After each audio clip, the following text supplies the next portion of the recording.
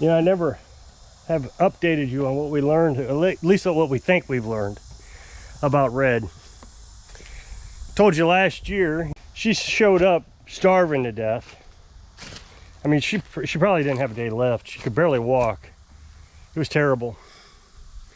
But she'd come up one day, eat, stay the day, and then go back wherever she came from. And then come back the next day. So every other day she'd come up and eat. She got healthier and healthier and healthier. Well, towards the end of the summer, her friend came up. You remember Girly. Girly came up. And we couldn't ever figure out why it took Girly so long to come up here. Until recently. We have learned that Red is a digger. She digs everything. I mean, massive holes. Look at that thing. She's ripped out this. Look at that.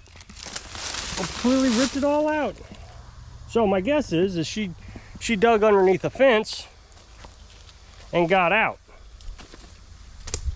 And she's timid she was timid to Girly.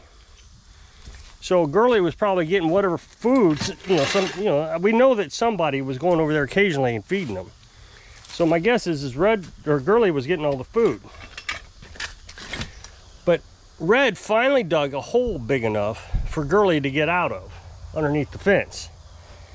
So when that happened, then Girly joined us up here. So that's our theory. It's a pretty good theory, I think. So did my grass cutting this morning. I got out here at 6:30. The grass is still pretty wet, and but I needed to get it done quick because it's hot, and I had a lot of trimming to do. Told you yesterday I did some volunteer work, so the John Deere got a workout, 2-hour run time, and then the trimmer. We got, I redid this weed eater last year. It was just sitting around for years, so I put a carburetor in it, got it running.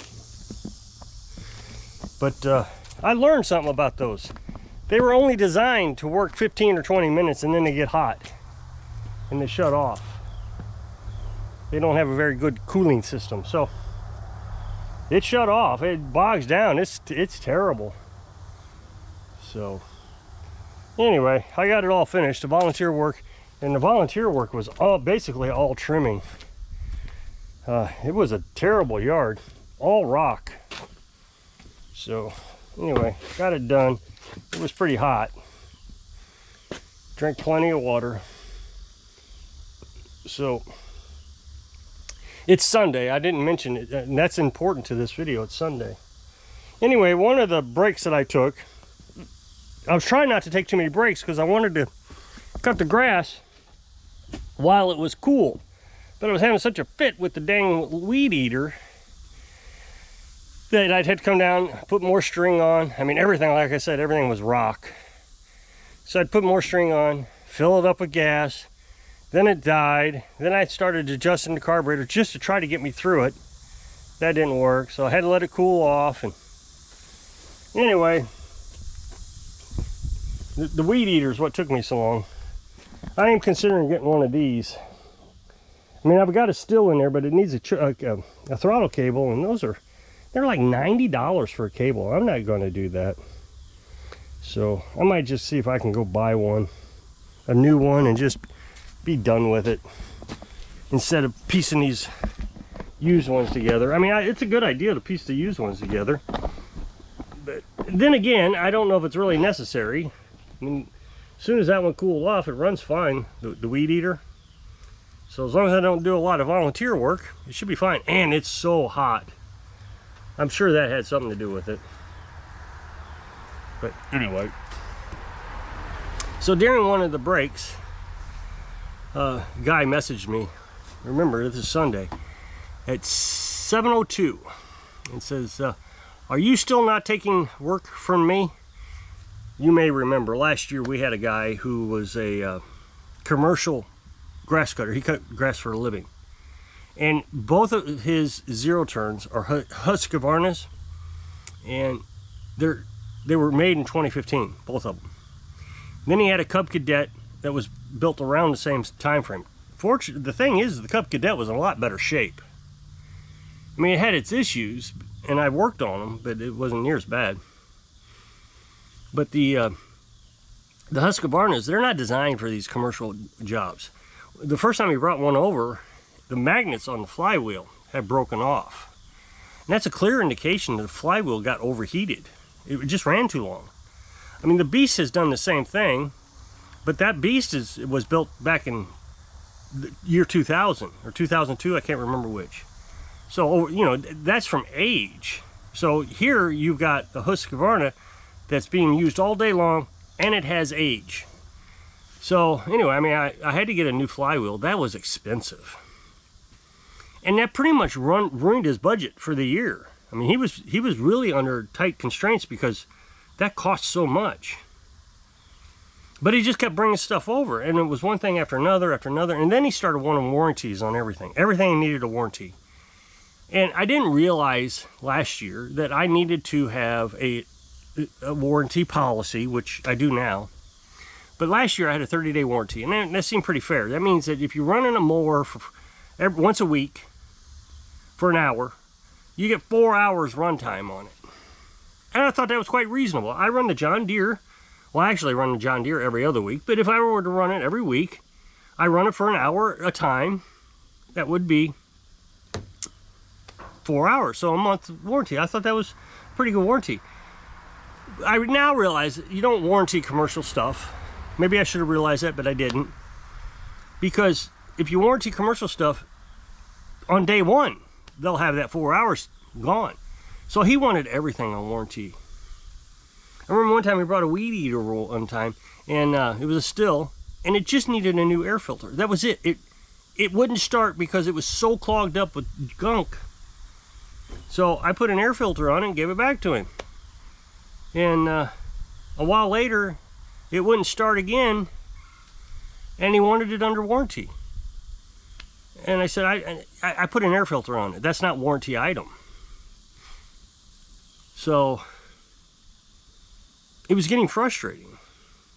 Well, then he brought his brother on, onto his mowing crew. So now he had a mowing crew of 3 people. And his brother had a Husqvarna, same year. They must have went out and bought them together or something. It was 2015. And this one had sat around for a while, maybe a couple years. So it needed carburetor work. Okay, no big deal. So I go and clean the carburetor, get it running, everything's great. I drive it around, everything's fine. He comes to pick it up. I drive it up there.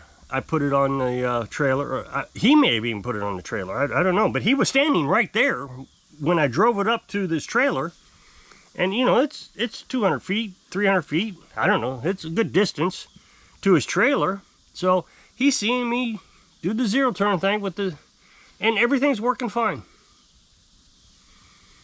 So he calls me back about 15 minutes later and he says, "What did you do to this machine? It won't even drive. It won't go forward or backwards."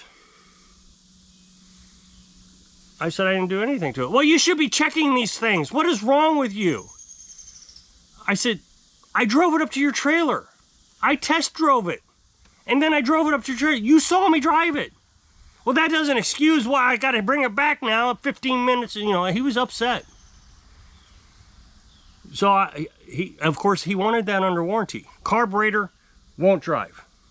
2 different issues. And these things are absolutely in terrible shape, all of them.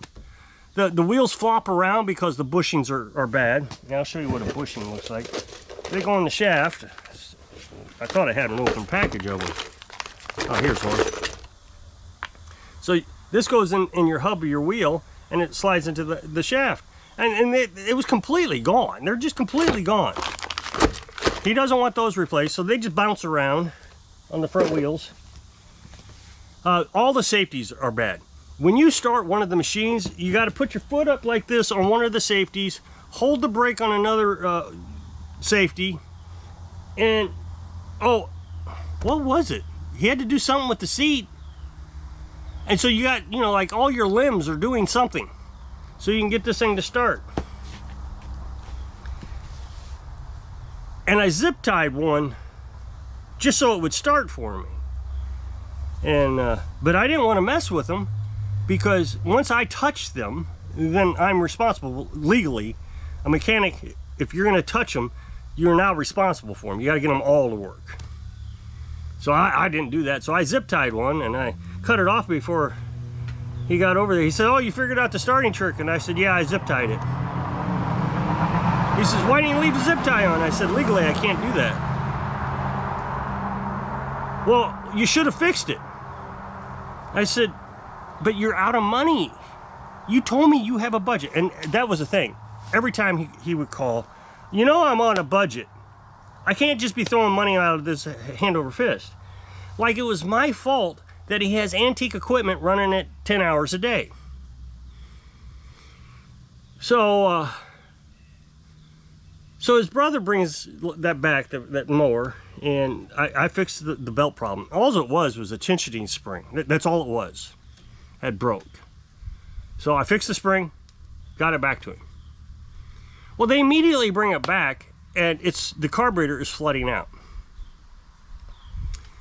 And I said, so he brings it down here, and I just start it right up. It's fine. Of course, there was gas in it, so I soaked up the gas, and it ran fine. He says, "Huh, how'd you do that?" And I said, "Did you run it up a steep bank?" Yeah, I did. You know what? I sure did." He says, but now that was the brother. But the guy who runs the business wanted me to replace the carburetor because it was under warranty. So I bought the carburetor. Told him to bring it back because that's what they wanted. He has never brought that mower back. That carburetor's still sitting there. So at some point he asked me to do something else, and I said, "Look, you know, I can't keep up with your workload. I just can't do it." So that I ended the contract. You know, they say that 10% of your customers are 80% of your problems. And I agree. I mean, last year I was really busy. A lot more busy than I am this year. A lot. But I have made more money this year than I did last year. Even when I calculate the rise in pricing, I still made more money if I had reduced the price, because I'm not having to deal with that equipment and work on all of it basically for free. I mean, he was barely paying me over part cost. So this morning at 7:02, he messages me and says, so anyway, I think I already told you, he messaged me, "So are you still not working on my equipment?" I said, "No, I'm not going to service your equipment anymore. I hope you can get that belt fixed," because he had a belt that broke. Oh, he went off. He was just irate. And said, "You're not much of a mechanic if you can't fix a belt," and just insulting and threatening, and you know, basically saying he's going to ruin my reputation, and just, you know, everything you can think of. And he says, "I guess I'll just have to fix this myself." So I ignored it. I closed the loop. I said no. That's all there was to it. I don't have to take. Oh, and it's not fair. That's what he said. It's not fair. I'm going to go broke because I'm not taking on customers. You know, well, okay, that's my problem, not yours. You know, if I go broke, I go broke. I was going broke with him, or I'll go broke without him. It doesn't matter. I'm going to go broke, I guess. So anyway, I ignored it. Then he comes back a while later and messages me again. I don't want to rant, but in order to run a lawnmower repair business, I have to have a reliable mechanic. And I just don't know what else I can do. And I thought, well, okay, so go find yourself a reliable mechanic. I wasn't the reliable one, because he got mad because I wasn't reliable, because I didn't find the belt problem, even though there wasn't a belt problem when I had it. And I don't want to work on that old. Look, I don't have a problem working on old equipment. I work anything up to year 2000. Those are 2015. But they are in such bad shape, one, and he uses them nonstop all day long. So it's just, you know, you're constantly going to have to be working on these things. And he doesn't have the money. Oh, and that's what he said in that second text message. You know, I understand that you got to get paid. I'm willing to pay. Well, okay, that's fine. Until when? How long? Until the emergency's over? And then you're just going to chew me out and want everything on warranty. So, I just find it interesting how he didn't like me as a mechanic, couldn't pay, and when I finally said, okay, well, I'll just quit then, because, you know, you need somebody who can take care of your needs. I can't. I'm the bad guy. I get chewed out. I didn't chew him out. I didn't insult him. I didn't do anything. So, I just don't understand people. I said it a million times on this channel. I absolutely do not understand them. I mean, first of all, why would you even be in business this year if you don't have a mechanic? You should have settled that problem weeks ago. So, anyway, I'm going to jump off of here. So, if you'll click this up next box, take the video over to my other channel, I really appreciate it. Go check it out. So, I hope I can inspire you. I don't know. Say no when you have to. Sing, live your dreams. Thanks for watching.